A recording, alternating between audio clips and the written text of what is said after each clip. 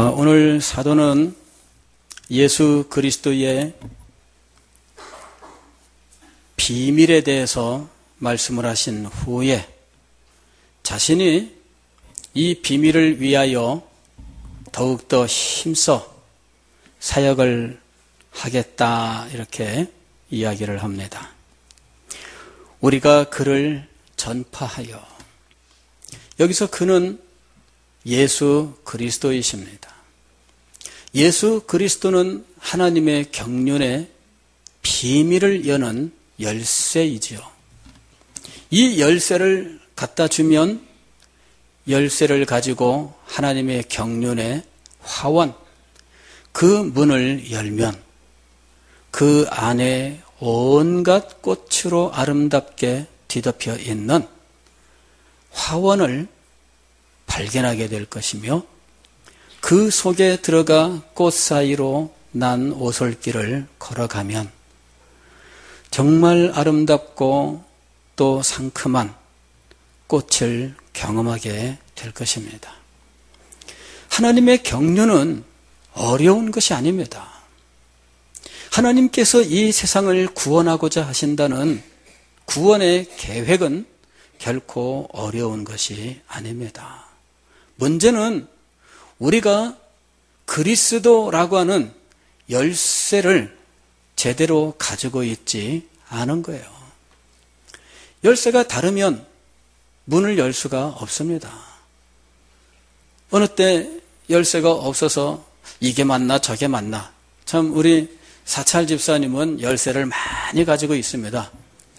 그 많은 열쇠, 그 열쇠를 가지고 필요한 때마다 신속하게 문을 열어주는 것, 참 신기한 재주입니다. 그런데 제대로 된 열쇠가 아니면 이거야 돌렸다 저거 돌렸다 얼마나 짜증나겠어요. 하나님의 경륜이 바로 그런 거예요. 하나님의 경륜은 제대로 된 열쇠를 가지고 열어야 됩니다. 이때 이 열쇠는 바로 그리스도 예수입니다. 그리스도 예수, 그분이 하나님의 아들이며 그분이 이 땅에 육신을 입고 오셨고 그분이 십자가 위에서 죽으시고 피 흘려 우리의 죄값을 대신 치르셨습니다. 우리가 그분을 믿음으로, 즉 그분의 십자가를 믿음으로 죄사함을 얻고 그분이 죽은 지 사흘 만에 다시 살아나신 부활의 능력을 우리의 것으로 받게 됩니다. 아울러서 그분과 함께 하나님 나라의 백성이요 하나님 나라를 상속할 친자녀들이 되는 것이죠. 자, 이런 놀라운 일을 이루기 위하여 하나님께서는 이 세상을 창조하시기 이전에 마음속에 이미 타락한 이 세상의 구원을 위한 구원의 계획을 가지고 계셨으며, 이 구원의 계획은 이 세상을 창조하시고 아담과 하와가 에덴 동산에서 살다가 범죄하여 타락하자마자 바로 이 구원의 계획이 시행되어 오늘까지 이르게 된 것이죠. 그리고 이 구원의 계획의 가장 하이라이트는 예수 그리스도였던 거예요. 그래서 우리는 예수님을 전파하는 겁니다. 사도가 우리가 그를 전파하여 이렇게 이야기합니다. 우리가 그리스도를 전파하는 이유는 하나님의 구원의 계획과 그 계획에 의하여 우리에게 주시는 구원과 축복을 받는 길이 예수 그리스도이기 때문이죠. 그런데 사도는 계속해서 이렇게 예수 그리스도를 전파할 뿐만 아니라 각 사람을 권하고 모든 지혜로 각 사람을 가르쳐서 각 사람을 그리스도 안에서 완전한 자로 세우려고 한다 이렇게 말씀합니다. 그 일이 자기가 주님께 받은 직분이었어요. 사도는 1장 1절에서 하나님의 뜻으로 말미암아 그리스도 예수의 사도된 바울이라고 자신을 소개합니다. 그는 그리스도 예수의 사울이라고 하는, 그리스도 예수의 사도라고 하는 직분을 가지고 있는데, 이것은 하나님의 뜻으로 말미암아 된 것이었습니다. 또 25절 말씀을 보면, 내가 교회의 일꾼 된 것은 하나님이 너희를 위하여 내게 주신 직분을 따라. 여기 직분으로 번역된 말이 오이코노미아, 즉 경륜이라고 하는 것이라고 말씀을 드렸죠. 하나님의 경륜을 따라서, 즉 1절에 있는 하나님의 뜻과 하나님의 경륜은 같은 말입니다.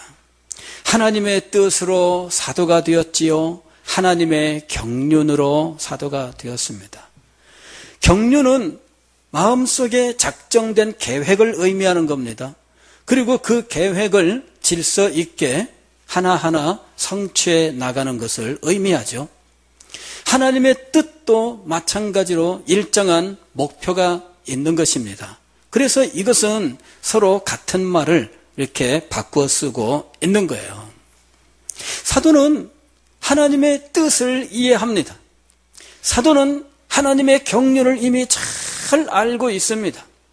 예수 그리스도의 비밀을 깨닫고 예수 그리스도를 통하여 이 땅에 이루고자 하시는 하나님의 구원과 그리고 최종 구원에 이르기까지 이 땅에 세우신 교회와 교회의 지체인 성도들을 향하여 하나님이 어떤 뜻, 어떤 경륜을 가지고 계시는지 잘 알고 있습니다. 그리고 그 경륜 속에서 하나님은 자기에게 일정한 일을 맡기셨다는 거죠. 그래서 그는 그 일을 위하여 충성을 다했던 겁니다.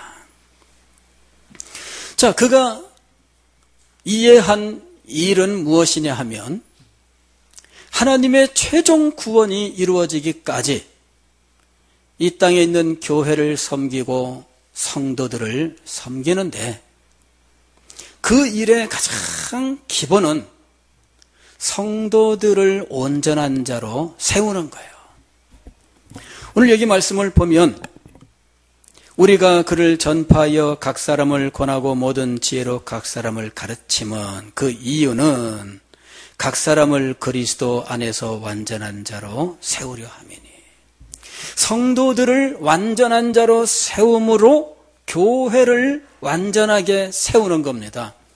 이것이 사도가 가진 직분의 사명입니다. 그리고 그 목표인 거죠. 그러면 여기서 완전한 자라고 하는 것은 도대체 무엇을 의미하는가 하는 겁니다. 완전한 자라고 하는 것은 무엇을 의미하나?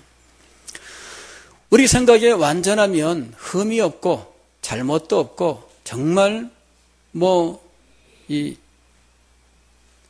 그야말로 100%로 완성된 이런 의미를 떠올릴 수가 있겠죠. 그러나 저는 여기 완전한 자를 보면서 성경은 우리 사람이 지상에서 사는 동안에 100% 완전한 사람이 될 수 있느냐? 우리 신학은 그렇지 않다고 이야기를 합니다. 100% 완전에 도달하는 인물은 없습니다. 그런데 왜 완전한 자로 세우려 함이라 하고 말씀을 했을까? 신학적으로는 완전한 자가 없다고 이야기하는데 예수님을 믿어 육신을 입고 있는 동안 완전에 이를 수 없다고 하는데 이유는 육신 자체가 완전하지 않기 때문입니다. 육신 자체가 완전하지 않고 우리가 살고 있는 이 세상 환경이 완전하지가 않기 때문에 우리는 이 지상에서 사는 동안에는 완전에 이를 수가 없습니다. 그래서 완전해지는 때는 우리가 육신을 벗고 죽을 때, 천국에 들어갈 때 비로소 완전해진다라고 가르치고 있는 것이죠. 그런데 사도는 왜 여기서 완전한 자로 세우려 한다라고 말씀을 할까? 이것은 성화에 있어서 완전한 100%의 완전을 의미하는 것이 아니라 하나님께서 이 땅에서 우리가 도달하기를 원하시는 어떤 수준, 그 수준에서의 완전을 의미한다는 것이죠. 그리고 예를 들면은 이런 겁니다. 1장 6절 말씀을 보면 이 복음이 이미 너희에게 이르매 너희가 듣고 참으로 하나님의 은혜를 깨달은 날부터 너희 중에서와 같이 또한 온 천하에서도 열매를 맺어 자라는도다. 저는 여기 성경을 읽다가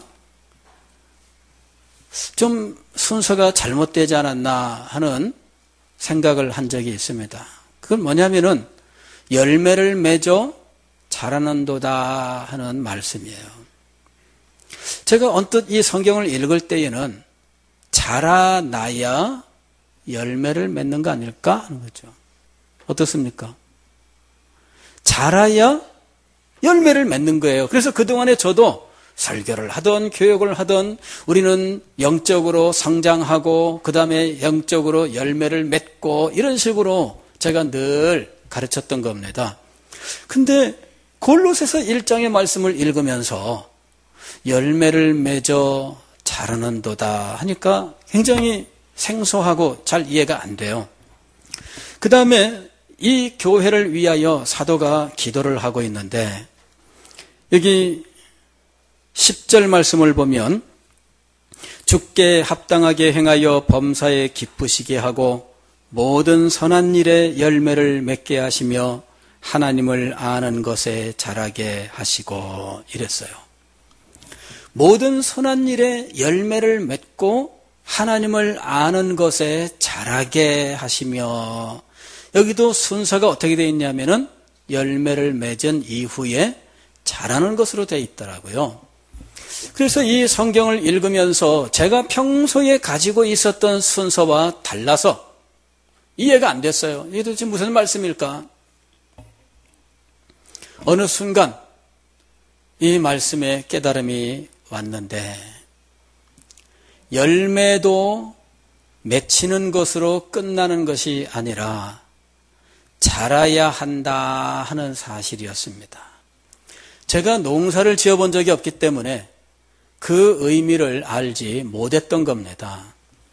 여기 지금 과수원이 있다면 봄에 농부는 이 과수원의 이 나무가 열매를 맺히도록 모든 작업을 하게 될 겁니다. 열매를 맺힐 수 있는 준비를 하는 거죠. 가지치기도 해주고 또 땅도 잘 다듬어주고 거기에 퇴비도 갖다가 주고 하면서 준비를 열심히 해요. 그러면은 꽃이 피고 그 다음에 꽃이 지면서 거기에 열매가 이렇게 맺히는 거야. 그죠? 꽃이 지면서 이제 그 꽃 밑에 이렇게 열매가 조그맣게 맺혀요. 그게 열매가 맺힌 겁니다. 그런데 이 열매는 아직도 수확하기까지 자라나야 되는 거예요. 이렇게 맺힌 요 배가 이만한 배가 되기까지 자라나야 돼요. 그 기간이 여러 개월이 걸리는 거죠. 봄에 백꽃이 피고 난 다음에 꽃이 지면 이미 열매가 맺혀진 거예요. 그리고 요 맺힌 열매가 5월, 6월, 7월, 8월 몇 개월 동안에 걸쳐서 자라나서 마침내 추수 때가 되면 노란 배가 이따만한 큼직한 배가 주렁주렁 달리는 거죠. 농부는 그 기간 동안에 열매가 자라는 것을 돌봅니다. 열매가 자라는 것을 돌보기 위해서 매일매일 과수원 그 나무에게로 가서 일을 하는 거예요. 우리는 그 과수원에서 일을 해본 적이 없기 때문에 그냥 가을 되면 추수하면 되지 간단하게 생각하고 있는 거죠. 그러나 그렇게 간단한 게 아니에요. 알고 보면은 이걸 수확하기 위해서 봄부터 가을까지 농부는 날마다 그곳에 가서 과일, 이 열매를 돌보는 거예요. 돌보지 않은 열매, 이것은 야생 열매라고 말할 수 있겠죠. 이 농부가 돌보지 않은 야생 열매를 생각해 보세요. 열매는 맺혔는데 그러나 제대로 자라지는 않습니다. 농부가 돌보지 않은 과일, 우리가 산에 가다 보면은 종종 만나지 않습니까?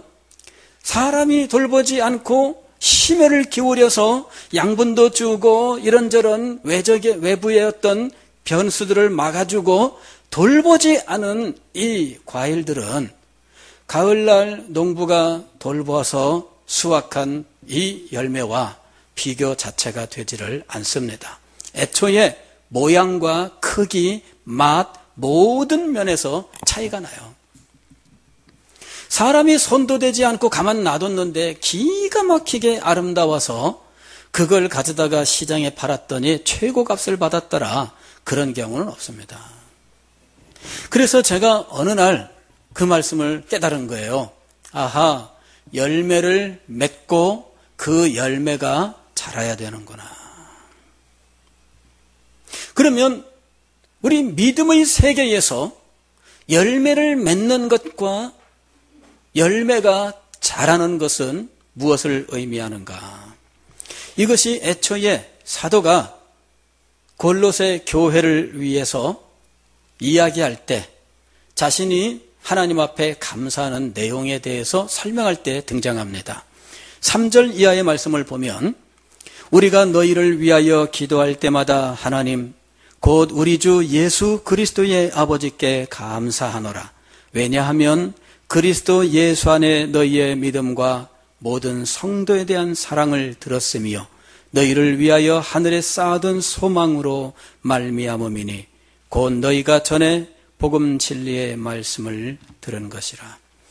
자, 지금 사도는 골로새 교회 성도들에게 믿음과 사랑과 소망이 있고 이것 때문에 하나님 앞에 감사한다라고 말씀을 합니다.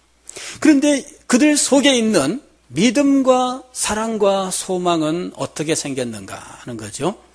이 속에 있는 믿음과 사랑과 소망은 진리의 말씀, 복음 진리의 말씀을 들음으로 생긴 거죠. 이 복음 진리의 말씀을 먼저 듣고 들은 그 복음 진리를 깨달으면서 그 깨달음으로 말미암아 그 속에 열매가 맺힌 거예요. 계속 보면 이렇게 되어 있습니다. 너희를 위하여 하늘에 쌓아둔 소망으로 말미암음이니 곧 너희가 전에 복음 진리의 말씀을 들은 것이라. 이 복음이 이미 너희에게 이름에 너희가 듣고 참으로 하나님의 은혜를 깨달은 날부터 너희 중에서와 같이 또한 온 천하에서도 열매를 맺어 자라는도다. 즉, 이 믿음이라고 하는 것은 말씀을 듣고 그 말씀 속에 계시된 하나님의 은혜를 깨달음으로, 즉 우리를 구원하여 복되게 하신다는 하나님의 은혜가 깨달아질 때 그때 이 속에 열매가 맺히는 거예요. 그런데 열매를 맺혔다고 바로 따먹을 수 있는 거 아닙니다. 우리가 잘 알죠. 저도 산에 어린 시절에 놀러 가면 우리 동네 뒷산에 산딸기가 이렇게 가끔씩 있는데 산딸기 그거 빨갛게 제대로 익은 거는 따먹지만 파랗게 아직도 크기도 작고 익지도 않았으면 안 따먹어요. 열매는 맺혀 있는데 이 열매가 자라고 익어야 따먹게 되는 거죠. 우리가 예수님을 믿습니다. 이 속에 믿음의 열매가 맺혔습니다. 그러나 그때 그 믿음의 열매는 아직 완전한 게 아닙니다. 이 믿음의 열매는 아직도 완전에 이르도록, 즉 수확할 수 있을 만큼 성장해야 되는 거죠. 이 열매는 크기에 있어서도 자라나야 됩니다. 그 모양도 제대로 잡히기 위해서 자라나야 됩니다. 맛도 자라는 동안에 제대로 들어가기 시작을 합니다. 그런데 이 과일이 자라야 한다 하는 것에 대해서 알지 못하면 내 속에 있는 이 믿음의 열매를 자라게 하는 일에 대해 관심을 가질 수가 없더라 하는 거죠. 제가 알고 보니까 믿음의 성장이라고 하는 것은 예수 그리스도를 알고 믿음의 열매를 맺히는 것과 그리고 이 믿음의 열매가 하나님 앞에 드려질 수 있을 만큼 자라야 한다 하는 것이었죠. 요거를 분명하게 나누지를 못했던 거예요. 단지 그냥 나무가 성장해야 된다고 생각했습니다. 그러나 나무만 성장하는 것이 아니라 열매가 성장해야 된다는 거예요. 열매가.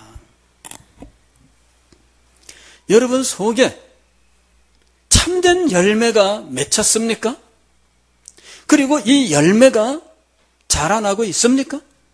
그리고 이 열매를 하나님께서 보시기에 정말 만족할 만큼 장성해서 이 열매를 하나님 앞에 드릴 수 있습니까? 사도는 지금 자기가 하는 일이 그 일이라고 이야기를 하는 거예요. 그리고 이 열매를 따서 하나님 앞에 바칠 때 그것이 자신의 기쁨이요 면류관이 되는 거죠. 농부가 한 해 농사를 다 지어서 가을에 잘 익은 과일을 추수할 때 얼마나 기쁘겠어요. 날마다 익어가는 과일을 보면서 얼마나 기대가 많겠어요. 마침내 수확하는 그날 얼마나 기쁨이 넘치겠어요. 수확된 그 결과물을 보면서 모든 피로 모든 수고 다 잊어버리고 얼마나 시원하고 후련하겠어요. 과일은 자라나고 익어야 하죠. 그리고 제대로 잘 익은 것을 따서 이것을 판매하는 거예요. 제가 이번 주 중에 어느 분에게 이야기를 들었어요. 자기 시골에 가서 이 포도 수확을 하는데 집 식구들이 다 같이 나가서 수확을 하니까 자기는 이제 그 집의 사위로 그런데 알지도 못하다가 가만히 있을 수 없어서 같이 나가서 열심히 일했답니다. 하루 종일 열심히. 자기는 그냥 하여튼 포도 나무에 달려있는 포도송이는 몽땅 땄다는 거예요. 나중에 되게 혼났답니다. 왜? 익은 것만 따야지. 그렇죠? 익은 것만 따야지. 아직 안 익은 건 놔두고, 그죠? 며칠 후에 다시 따는 거지, 지금 다 따는 거 아니에요. 그래서, 그건 나 몰랐습니다. 근데. 자, 열매를 딸 때는 어떤 열매를 따야 된다고요? 잘 익은 거. 하나님 앞에 우리는 어떤 믿음의 열매를 드려야 됩니까? 잘 익은 믿음의 열매를 드려야 되는 거예요. 그거는 목회자인 제가 가진 직분의 목표이면서 또 믿음의 열매를 맺고 살아가는 여러분의 목표이기도 한 겁니다. 우리의 믿음은 이미 이 속에 열매로 맺혀 있어요. 문제는 이 열매가 정상적으로 성장하고 정상적으로 완전해져서 마침내 수확할 수 있게 되느냐 하는 것입니다. 수확을 할 수 없는 상황이 되어 있다면 이건 문제지요. 이제 수확의 때가 다가오는데 그날까지 이 열매가 제대로 익지 못한다면 따지 않습니다. 간혹가다 우리가 어디 가다 보면은 이미 다 수확을 했는데 여전히 나무에 매달려 있는 열매들을 볼 수가 있습니다. 그 열매는 다시 따지 않습니다. 다시 따지 않습니다. 이미 수확 때가 됐고 한 번 다 수확 끝나고 나면 아직 익지 않아서 미처 따지 않은 것들은 그냥 놓아두어요. 그리고 나중에 다 버립니다. 그거는. 우리의 믿음도 그렇게 돼 있어요. 믿음의 열매가 우리 속에 맺혔습니다. 복음을 듣고 하나님의 은혜를 깨닫고 예수 그리스도의 비밀을 깨달았습니다. 그때 우리의 마음속에는 믿음의 열매가 맺혔고 그 믿음의 열매가 이제 자라기 시작하는 거예요. 그러나 수확할 때가 반드시 찾아옵니다. 그때 저나 여러분이나 그 수확의 때에 잘 익은 열매를 하나님 앞에 드릴 수 있어야 돼요. 그때가 지나고 나면 수확하지 않고 그냥 버려둔 열매가 되는 겁니다. 지금 사도가 28절에서 말씀하는 것이 바로 그겁니다. 우리가 그를 전파하여 각 사람을 권하고 모든 지혜로 각 사람을 가르치면 각 사람을 그리스도 안에서 완전한 자로 세우려 함이니.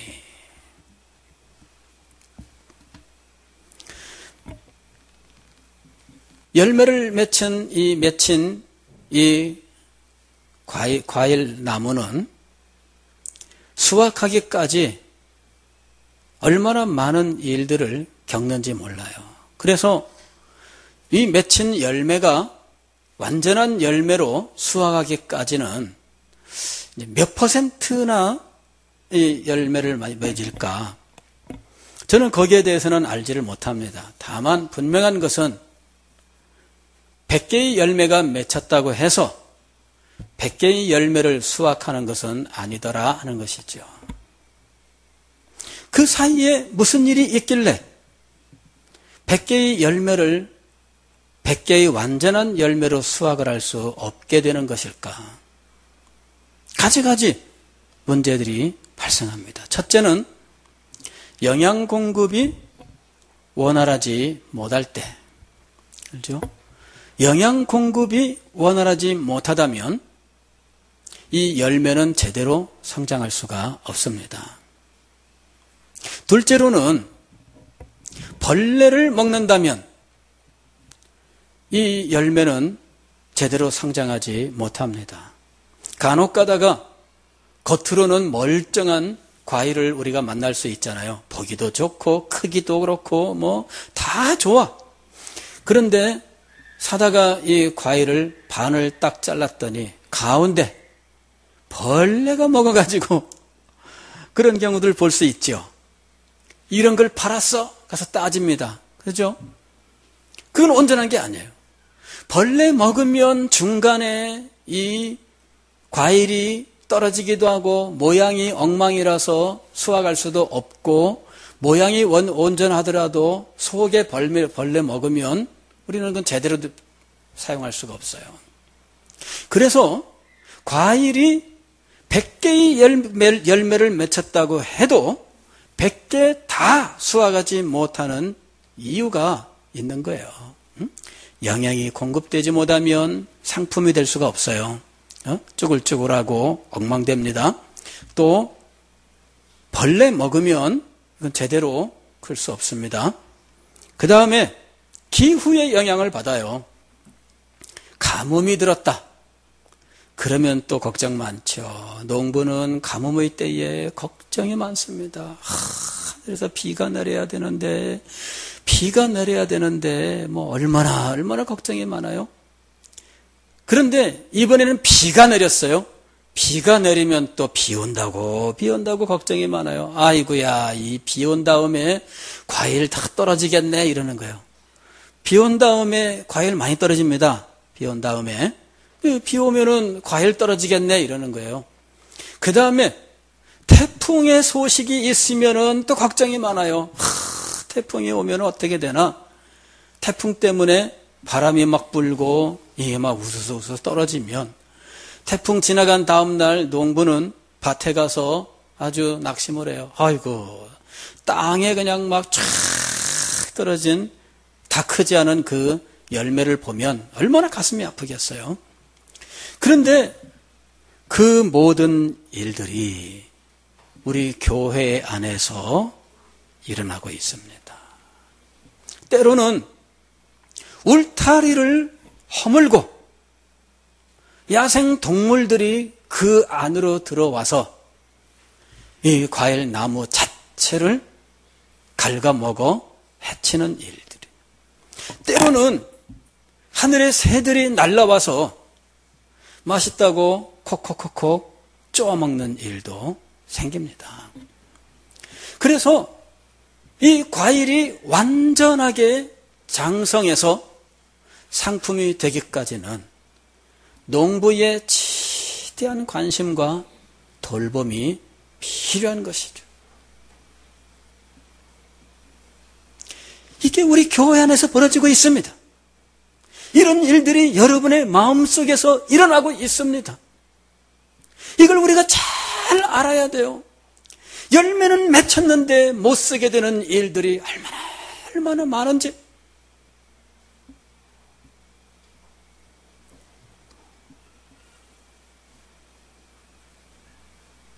사도가 골로새서 1장 9절 이하에서 이미 열매를 맺고 이 열매가 자라고 있는 골로새 교회 성도들을 위하여 기도하는 장면을 한번 보십시오. 이로써 우리도 듣던 날부터 너희를 위하여 기도하기를 그치지 아니하고 구하노니. 계속 구합니다. 왜냐하면은 이 열매가 잘 자라서 완전한 열매가 될 수 있기를 위해서. 먼저 간구하는 내용이 뭡니까? 너희로 하여금 모든 신령한 지혜와 총명에, 그랬습니다. 모든 신령한 지혜와 총명에, 이는 성령의 사역을 의미한다고 말씀을 드렸습니다. 먼저는 성령의 역사가 있어야 됩니다. 그런데 계속된 양분 공급, 영양 공급이 있어야 돼요.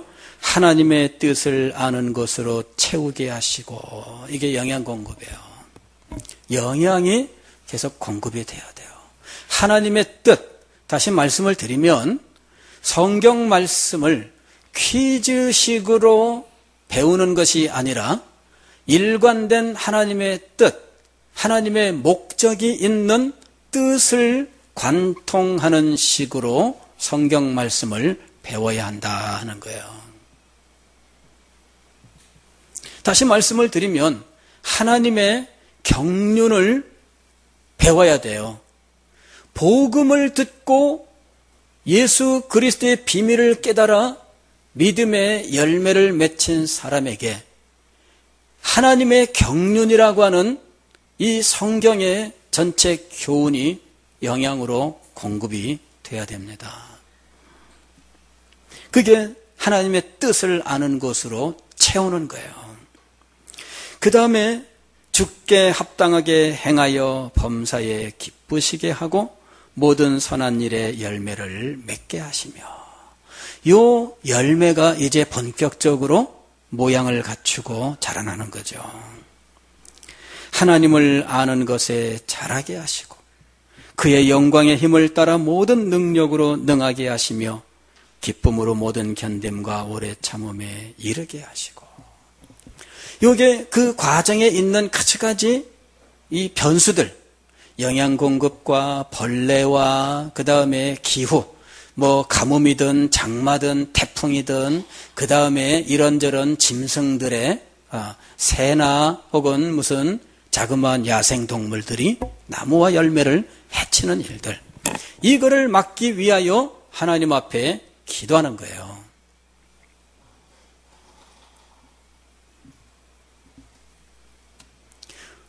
이 과정을 이해를 해야 목회자도 제대로 목회를 할 수 있고 성도들도 자기의 믿음을 제대로 키울 수 있는 거예요. 지금 사도는 자기 입장에서 자신이 복음의 일꾼이 되었고 교회의 일꾼이라고 이야기를 해요. 복음의 일꾼은 무엇입니까? 복음을 전하는 거예요. 교회 일꾼은 무엇입니까? 이 교회를 완전하게 하는 거예요. 그게 자기가 가지고 있는 직분, 즉 하나님의 경륜의 목적입니다. 그리고 성도들은 이 사역의 의미를 이해하고 이 교회 일꾼이요 복음의 일꾼인 사도 바울의 사역에 동참을 해야 되는 거예요. 그래야 개인의 신앙도 완전해지고 교회도 완전해지는 겁니다. 사도행전 1장에서 완전한 자로 세우려 함이라고 이야기했느냐면요. 2장부터 이 완전함을 해치는 각양의 문제들에 대해서 말씀을 하면서 자기가 바로 그 일을 위하여 세움받았다라는 사실을 말씀하는 거예요. 열매를 맺혔는데 영양 공급이 이루어지고 있는가? 벌레는 없는가? 혹은 가뭄이 되었다면 물을 갖다가 줘야 될 것이고 너무 비가 많이 온다면 물길을 터줘야 될 것이고 태풍이 몰려온다면 바람을 막아줘야 될 것이다. 바람에 대비하는 일을 해야 된다. 하늘에 새들이 날아오면 새를 막아야 될 것이고 땅에 야생동물이 울타리를 뚫고 들어오면 야생동물을 막아야 된다. 그게 목회라는 겁니다. 그리고 그 모든 일에 여러분들이 순종을 하고 협조를 해야 여러분들 또한 이 믿음의 열매를 잘 키울 수 있다는 거예요. 목회자가 하는 일이 바로 이런 일들이다 하는 사실을 이해를 해야 됩니다. 사도 바울이 그걸 확실하게 이해를 하고 지금 말씀하고 있는 겁니다. 여기 28절 말씀 보면 우리가 그를 전파하여 각 사람을 권하고 모든 지혜로 각 사람을 가르친다라고 얘기했어요. 간단하게 세 가지로 이야기하고 있습니다만은 구체적으로 말하면은 수많은 일들로 설명할 수 있겠죠.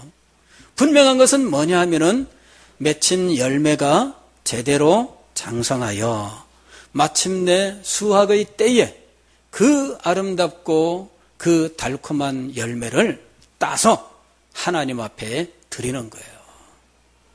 그 일을 위해서 말씀을 가르칩니다. 그 일을 위해서 때로는 권면을 하지요. 이렇게 하면 안 됩니다. 이렇게 하세요. 이것이 권면이죠. 때로는 책망도 합니다. 왜냐하면 권면을 안 들을 때에는 책망이 가는 거예요. 그리고 어떨 때에는 튼튼하게 끊어버리기도 합니다. 왜? 튼튼하게 해야 태풍이 몰려올 때 이 태풍에 견딜 수 있기 때문에 그런 많은 일들이 이루어집니다. 이런 돌봄이 있기 때문에 열매가 아름답게 되는 겁니다. 돌봄이 없는 야생 과일들, 이거는 지나가다가 한 입 배 먹을 수는 있지만 그러나 상품이 될 수는 없습니다. 사랑하는 성도 여러분, 오늘 우리는 우리의 믿음이 어떤 모양이 되어야 할지에 대해서 목표가 세워져야 하겠습니다. 목회자인 제가 가진 목표가 있습니다만은 그러나 성도 여러분들도 각자 목표를 가지셔야 합니다. 내 속에 있는 믿음의 열매가 하나님께 드릴 수 있을 만큼 정말 아름답게 장성해야 된다는 겁니다. 그 일을 위해서 내가 무엇을 어떻게 할 것인가. 하나님의 말씀을 듣고 보고 또 기도하며 순종하면서 목회자의 가르침과 돌봄을 잘 받으면서 힘쓰고 노력한다면 우리는 하나님이 기뻐하시는 믿음의 열매를 주님 앞에 드릴 수 있게 될 것입니다. 그때 주님께서 우리를 향해서 잘하였도다 착하고 충성된 종아 네 주인의 즐거움에 참여할지어다 하시면서 영광스러운 기업을 허락해 주실 것입니다. 그날까지 함께 노력하는 저와 여러분이 되시기를 주의 이름으로 축원합니다.